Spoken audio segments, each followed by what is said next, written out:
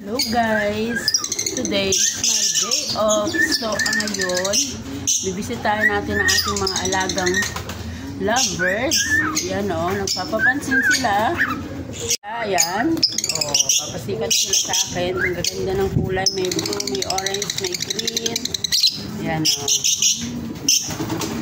Nag-play sila. Matapang to. Ito yung matapang. Ayan. Ayan. At magtatabas tayo ng ating tanim. At titignan natin ang ating ube na matagal ng tanim. Tingin-check natin kung meron ng laman. So, naglinis-linis tayo ngayon. Ayan. Makati yung halaman na yun eh. Pero, ayan. Dami nakaabang. Tingnan natin kung ano ang laman niya.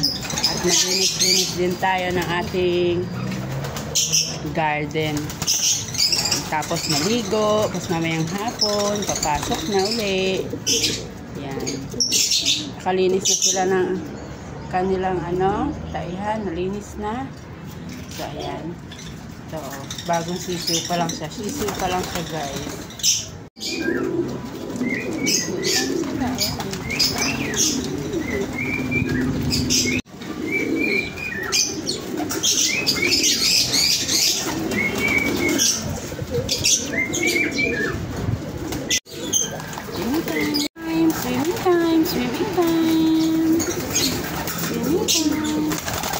Ang natanggal ko, so check natin ulit mamaya yung ube.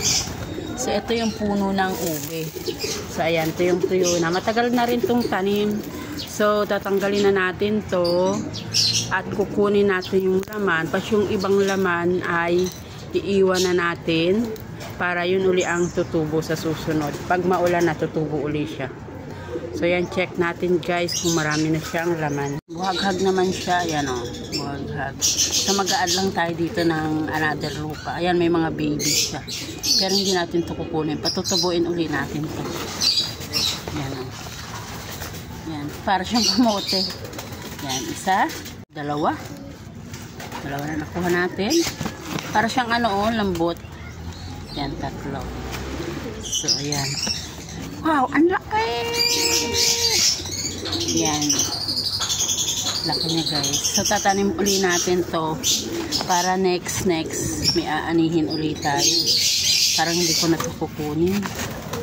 Kasi ayun. Diba? Kinain na ng daga yata to. Kunin na natin. Baka unahan pa tayo ng daga. Para siyang kamote. Ang galing. Ganyan kasi kapag sa sa sako tinanim. Tagal na nito, ilang years din to. Diba? O, diba? Pag may tinanim may aanihin. Yan. Wow, may nakakapapa ako. Baka iba na makapako dito. Yan. Ube. Ube. Ito hindi na natin kukunin. Papatubuin naman natin itong ganito kalalaki. Parang may ahas ha. Ano yung bulate? Ahas. Bagay maliit lang naman siya. Kuha natin. Ang laki din. Oh, ang lalaki din. So yan. Yan guys ang naani natin. Etong mga to. Ito yung itatanim natin itong tatlo. Baka ito itatanim din natin itong maliit na to. Ayan ang gagardenin ko para mahawan-hawan naman dito. Saka itong mga to, tatanggalin ko yan.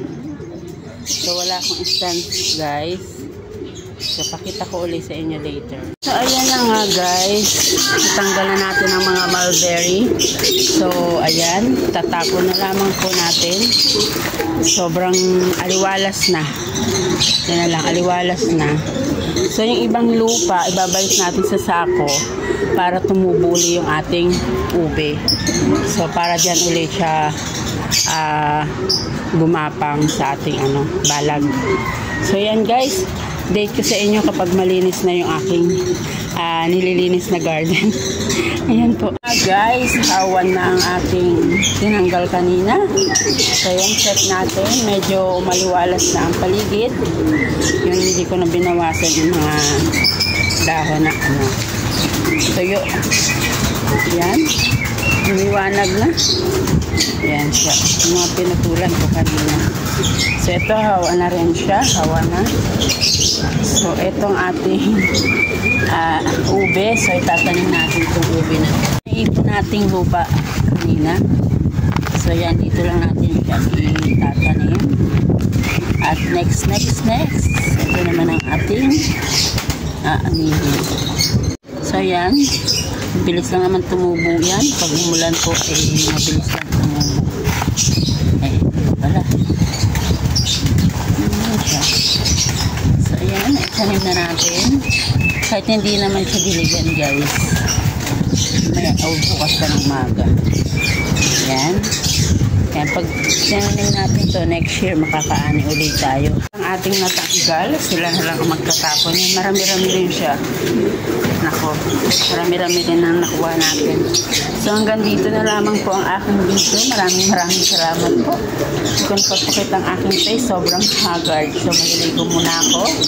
And then, papalit ng damit kasi makati yung halaman. May makati yung halaman dyan. So, bye-bye. Thank you for watching, guys. And follow us for more. Inuubo ang lola mo. Bye-bye.